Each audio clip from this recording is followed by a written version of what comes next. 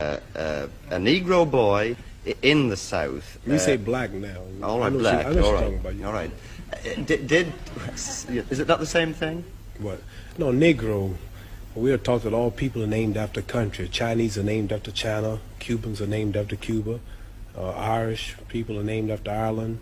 Indonesians are named after Indonesia. Japanese are named after Japan. Australians are named after Australia. But there's no country named Negro.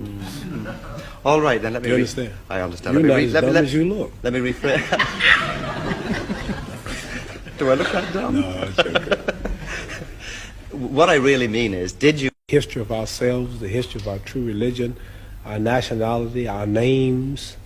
See, we don't have our names, you know. I notice how proud you all are, proud of your names.